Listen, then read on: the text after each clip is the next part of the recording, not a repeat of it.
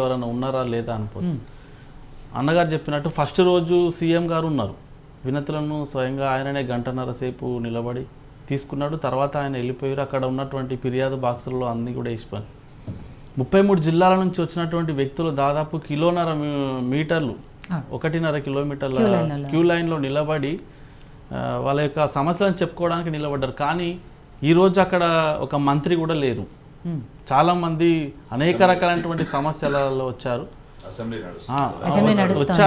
వాళ్ళు చెప్పడానికి బాధ్యతలు స్వీకరిస్తున్నారు కాబట్టి ఆ విజువల్లో ఉన్నారు శాఖలకు సంబంధించిన. అలాంటప్పుడు ఈరోజు ప్రజావాణి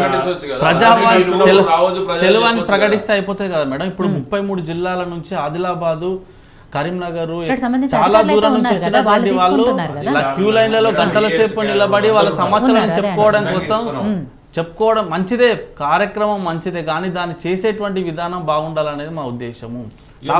అక్కడ నేను పోయినా ఈరోజు నేను పోయినా కాబట్టి చెప్తున్నా. ఎందుకంటే చెప్తా ఒక చిన్న విషయం.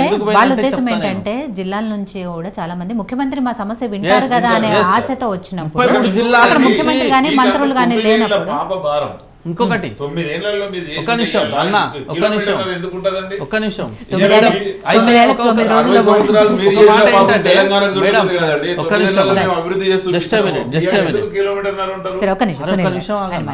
అయితే సమస్యలను ప్రభుత్వంలో ఉన్నటువంటి పెద్దలు ఆలకించాలి, ఆ సమస్యలను తీర్చే ప్రయత్నం చేయాలి. అది మంచి ప్రయత్నం, మేము కూడా దాన్ని హర్షిస్తున్నాం, చేయాలని చెప్తున్నాం. కానీ 33 జిల్లాల నుంచి వచ్చినటువంటి వ్యక్తులందరినీ కూడా ప్రజా దర్బార్ పేరిట ఒక దగ్గర పెట్టి ప్రజావాణి అని చెప్పేసి వినడానికి ఎవరు లేరు, అక్కడ తీసుకోవడానికి వినతులు ఎవరు లేరు. సరే ఈ రోజు అంటే అసెంబ్లీ ఉంది, ఇక ముందన్న కనీసం అది మంచిగా చేయాలనేది ఒకటి. నేను ఈరోజు పోయినా కాబట్టి చెప్తున్నా. యూనివర్సిటీ విద్యార్థులను తీసుకొని పోవడం జరిగింది. దాదాపు 2000 మంది ఒక ఇష్యూ మీద నేనే పోయి ఒకసారి మాట్లాడదామని పోతే ఎవరు కూడా అక్కడ లేరు ఈరోజు. అయితే పోలీసుల ప్రవర్తన కూడా అక్కడ బాగాలేదు మేడం. ఈరోజు నేను స్వయంగా చూసినా కాబట్టి చెప్తున్నా. అరే ఒక సమస్య మీద ఒక మంత్రినో ముఖ్యమంత్రి గారినో కలుద్దామన్నటువంటి వచ్చినటువంటి ప్రజలను, సామాన్య ప్రజలను లోపలికి అలో చేయకుండా వాళ్ళని వివిధ రకాల చెకింగ్ల పేరిట అక్కడ నిల్చోబెడుతున్నారు. ఏదైనా సమస్య వస్తే ఇక్కడనే చెప్పండి అనే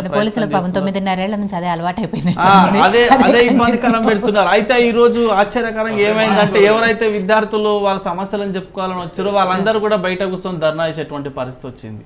ఆ వీడియోలు కూడా అన్ని రోజు వైరల్గా మారినాయి. సో ఇట్లా ఈ పరిస్థితి రాకుండా ఉండాలని చూడ.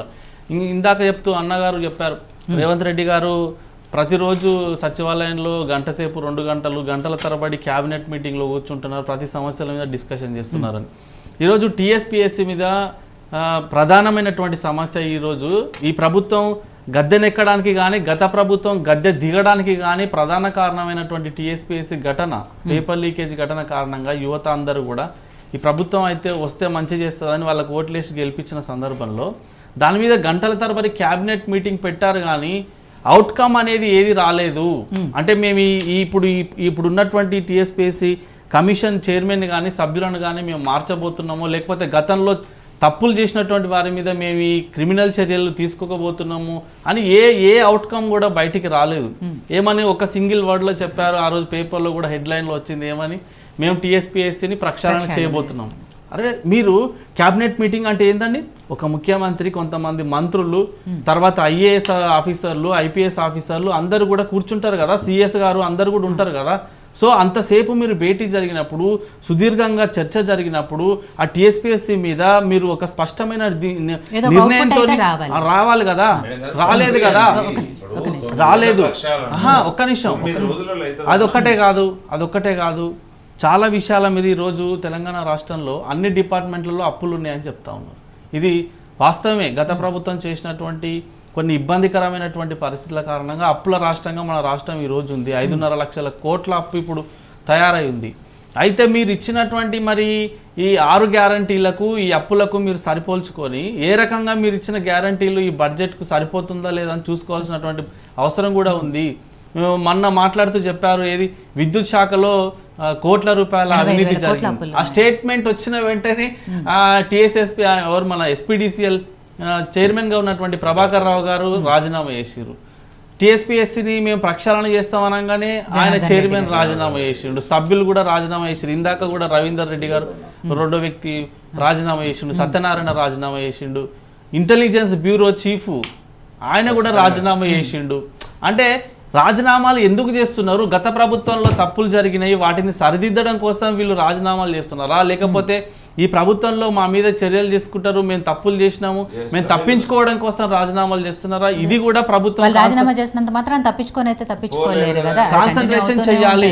ఆ ఒక విషయంలో మాత్రం మంచిగా అనిపించింది ఏంటంటే టీఎస్పీఎస్సీ చైర్మన్ రాజీనామా చేసిన వెంటనే వార్తలు షికార్లు కొట్టాయి, ఏమని ఆయన రాజీనామాను గవర్నర్ గారు ఆమోదించారు అని. కానీ కొద్దిసేపటి తర్వాత గంటల వ్యవధిలోనే గవర్నర్ కార్యాలయం క్లారిఫికేషన్ ఇచ్చింది దాని మీద, లేదు మేము ఆమోదించలేదు, ఎందుకంటే లక్షలాది మంది జీవితాలతో ముడిపడినటువంటి విషయం కాబట్టి ఆయన రాజీనామాను ఆమోదించలేదు, డెఫినెట్ గా దాని మీద ఏదో ఒక చర్యలు తీసుకుంటామని చెప్పారు. సో ఇట్లా అనేక రకాలైనటువంటి సమస్యలు ఉన్నాయి. రైతులకు సంబంధించి రుణమాఫీ 2 లక్షలు చేస్తామని చెప్పారు, కానీ దాని గైడ్ లైన్స్ ఇంకా విడుదల కాలేదు. తర్వాత విత్తనాలకు ఎరువులకు సబ్సిడీలు ఎట్లా ఇస్తామని ఇప్పటివరకు చెప్పలేదు.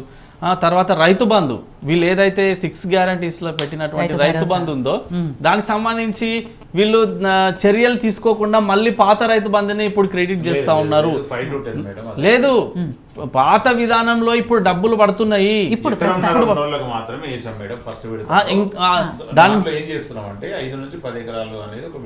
ఇంకొకటి మేడం ఇంపార్టెంట్ విషయం ఏంటంటే ఆయన ఏం పెట్టాడంటే 3 నుంచి 5 ఎకరాలు పెట్టాలి, 5 దాటొద్దు. సరే, దానికి రైతు బంధుకు వీళ్ళు మేము అనుకుంటున్నది ఆయన చెప్పేది కూడా అదే, మీరు సీలింగ్ పెట్టుకోకుండా ఇప్పుడు పాత రైతు బంధనే కంటిన్యూ చేస్తాము అని చెప్పడం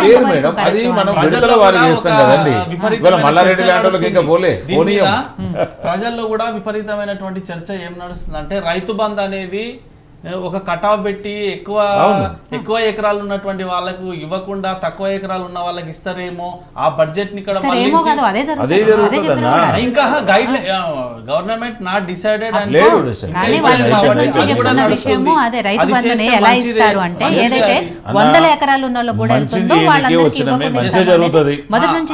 ఇంకొకటి నాకు ఎదురైన విషయం, నిన్న నేను నిమ్స్ హాస్పిటల్ కు మా బంధువులకు ఒకరికి బాగలేకపోతే పోయినా.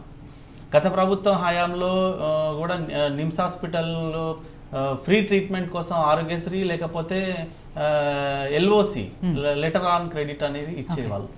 అయితే ఇప్పుడు గవర్నమెంట్ మారిన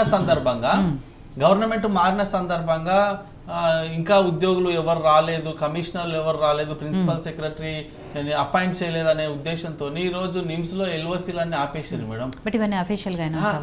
అయితే హాస్పిటల్లో ఎల్ఓసీలన్నీ కూడా ఆపేశారు, ఎందుకంటే అది అత్యవసరమైనటువంటి వైద్యానికి సంబంధించినటువంటి విషయం కాబట్టి రాష్ట్రంలో ప్రభుత్వం ప్రత్యేక నిధి కింద ముఖ్యమంత్రి గారి సహాయ నిధి కింద ఇచ్చేటువంటి సిఎంఆర్ఎఫ్ సహాయ నిధికి వెళ్ళి ఇచ్చేటువంటిది దాన్ని కూడా ఆపేసిరు. సరే, ప్రభుత్వం మారొచ్చు, కానీ మీరు ఇమీడియట్ గా కమిషనర్లను ఆ డిపార్ట్మెంట్ కి కమిషనర్లు పెట్టేసి ఈ ఎమర్జెన్సీ టైంలో కూడా చేయొచ్చు కదా, కానీ అది జరగట్లేదు. సచివాలయం దగ్గర ఉన్నటువంటి ఎల్ఓసి ఆఫీస్ మొత్తం కూడా బంద్ ఉండి, మీరు రండి నేను తీసుకుపోయి చూపిస్తాను. నిన్న పోయినా నేను మధ్యాహ్నం నుంచి సాయంత్రం వరకు పోయి ఉంటే ఎల్ఓసి ఆఫీస్ మొత్తం కూడా క్లోజ్ చేసి ఉంది అక్కడ. ఎందుకంటే ఈ విషయాలు ఎందుకు చెప్పాల్సి వస్తుందంటే విద్యారంగాన్ని వైద్య రంగాన్ని గత ప్రభుత్వం మొత్తం కూడా నీరు గార్చింది. మిగతా ఏవైతే ఉచితాల పేరిట గత ప్రభుత్వం ఇచ్చి ఈ రాష్ట్రాన్ని అప్పుల కుప్పగా మార్చిందో దాన్ని సరి చేస్తూనే గత ప్రభుత్వంలో జరిగినటువంటి విద్యా వైద్యానికి జరిగిన తీవ్రమైనటువంటి అన్యాయాన్ని ఈ ప్రభుత్వం దాని మీద దృష్టి కేంద్రీకరించాల్సినటువంటి అవసరం ఉంది. ఎందుకంటే మేడం ఈరోజు తెలంగాణ రాష్ట్రంలో ఉన్నటువంటి 90% ప్రభుత్వ పాఠశాలలు, కళాశాలలు, యూనివర్సిటీలు అన్నీ కూడా చాలా గందరగోళమైనటువంటి పరిస్థితిలో ఉన్నవి. కనీసమైనటువంటి సౌకర్యాలు లేవు, మినిమం ఫెసిలిటీస్ లేవు, బిల్డింగ్స్ లేవు, ఓన్ బిల్డింగ్స్ లేవు. కేజీ టు పీజీ అని చెప్పినటువంటి గురుకుల పాఠశాలకు సంబంధించి 90% స్కూల్స్కి ఓన్ బిల్డింగ్స్ లేవు ఈరోజు. సో అట్లా విద్యా వైద్యాన్ని రెండు గత ప్రభుత్వాలు నీరు కార్చాయి. ఇప్పుడు వచ్చినటువంటి ప్రభుత్వం కనీసం వీటి మీద దృష్టి కేంద్రీకరించాలి. ఎందుకంటే మేడం ఒక పేద మధ్యతరగతి కుటుంబానికి సంబంధించిన వాళ్ళు ఈ ఉచితాల కంటే కూడా వాళ్ళకు విద్య వైద్యం రెండు కూడా ఫ్రీగా ఇస్తే వాళ్ళ జీవితాలు బాగుపడతాయి. ఈరోజు ఒక మధ్యతరగతి కుటుంబంలో ఉన్న వాళ్ళు ఎవరికైనా అలా ఆరోగ్య సమస్య వస్తే వాళ్ళకు ఉన్నటువంటి అర్ధ ఎకరం అమ్ముకొని ప్రైవేట్ ఆసుపత్రులకు పోయి చూపించుకోవాల్సినటువంటి పరిస్థితి ఏర్పాటు అవుతోంది. వీళ్ళు ఈ రోజు అది కూడా ఇంకా కావట్లేదు ఇంప్లిమెంటేషన్. ఈ ప్రభుత్వాన్ని మేము ఏమి ఉరుకులు పరుగులు పెట్టి చేయాల్సినటువంటి అవసరం ఏమీ లేదు. చెయ్యండి, మంచిగా చెయ్యండి. విద్యా ఆరోగ్యం మీద మాత్రం తప్పకుండా విద్యా వైద్య తప్పకుండా చేయాల్సినటువంటి బాధ్యత ఉంది. లేకపోతే ఈ రోజు తెలంగాణ రాష్ట్రంలో ఉన్నటువంటి 4 కోట్ల ప్రజల యొక్క ఆకాంక్షలను మీరు నీరు గార్చిన వాళ్ళు అవుతారు కాబట్టి వాటి మీద శ్రద్ధ పెట్టాల్సినటువంటి అవసరం ఉంది. సో రామ్ గోపాల్ గారు, 9 ఏళ్ల రేవంత్ రెడ్డి గారి కాంగ్రెస్ పార్టీ పాలన ఎలా ఉంది అనే దాని మీద ఎవరు వర్షన్స్ వాళ్ళు చెప్తారు. అఫ్కోర్స్ అధికార పార్టీ కాబట్టి వాళ్ళు మేము బాగానే చేస్తున్నాము, ఈ 9 రోజులు 9 ఏళ్ల పాపాలు మొత్తం కడగాలి అంటే 9 రోజులు అవ్వదు అనేది వాళ్ళ వర్షన్. బట్ ప్రతిపక్షాలుగా ఏది జరిగినా కూడా లోటుపాట్లు వెతకడం అనేది వాళ్ళ పని ఉంటుంది కాబట్టి వాళ్ళ వర్షన్స్ వాళ్ళు చెప్పారు. సో మీ విశ్లేషణ ఎలా ఉంది 9 రోజులకు సంబంధించి?